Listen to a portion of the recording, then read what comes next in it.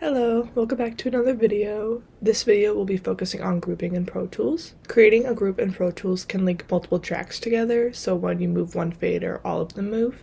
Typical groups in a ProTools session could be all drum tracks, all backing vocals, or all strings. Groups can easily be toggled on or off, and groups control more than just volume or a fader. They can control muting, soloing, record enabling, trimming, and automation too. Grouping tracks can help make the editing process faster and more efficient. So here is a session I have opened up, and you can find your grouping section. It'll be in the bottom left corner, it's right here. You'll always have an all groups, which is all of your tracks. That's set up with every session you make. And then from there you can create whatever groups you want. So for this session I have drums, guitar, keys, main vocals, and background vocals. There's two different ways you can create a group in Pro Tools. So the first way is you click this arrow right here and then you hit new group and then this window pops up. You can name your group whatever you want. If I was creating my drums group for the first time, I would name it drums. I normally do all capitals. I make sure that I have mix and edit clicked so that the groups are set for my mix and edit window. And then from here it shows all of your tracks that you can add to your group. So if I wanted to do all of my drum tracks, I would click this and hit add. And now you can see that these are all currently in my group. And then from there I would hit OK. I'm not going to do that since I already have my drum group set up, but that's all you got to do. And the second way to create a group is you just hit Command G. And then this window is brought up again. So right now I don't have any of my groups toggled on. You can tell if a group is toggled on because it'll be highlighted. So I'm gonna toggle on my drum group and now it's highlighted. So now if I move one of my drum track faders, all of them will move together. And if I wanted to trim one of my drum tracks but I have my drum group toggled on, all of them will trim the same amount. We'll grab the overhead left and you can see that all of them are trimming by the same amount.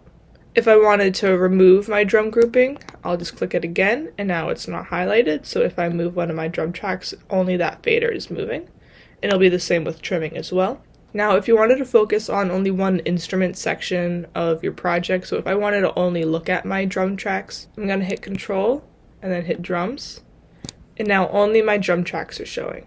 And now if I wanted to bring all of my tracks back, I'm going to hit Control and All, and now they're all back.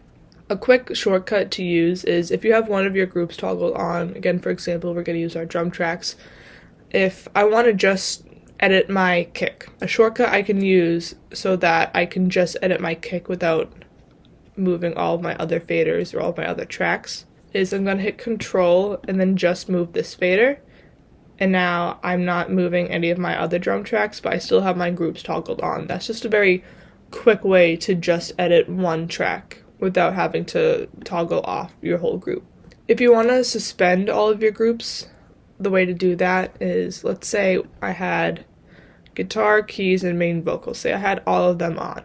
A way to suspend all of them pretty quickly is to hit Shift Command G. And now you'll see that they're kind of grayed out here so that if I move the faders, they all won't move.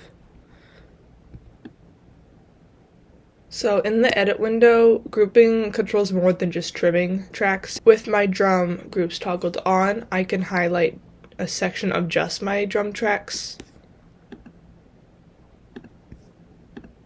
I can grab all of my drum tracks. This could be really useful for in the edit window, say you've recorded everything you need to record and now you're kind of just trimming the tops and tails of all your tracks. Say I had a lot of dead space at the end of all my drum tracks. I would easily toggle on my drum groups and I could trim all of that down together instead of having to trim each individual track. I definitely recommend creating your groups before you start trimming any of your tracks. That way if you have a part that you want to trim all together for a whole group, you can easily do that and it'll save you a lot of time. And that is it. So thank you for watching this video. I hope you learned a lot about grouping. By using grouping, you can save yourself a lot of time in the long run, and you just keep everything much more organized. So thank you for watching, and I'll see you in another video.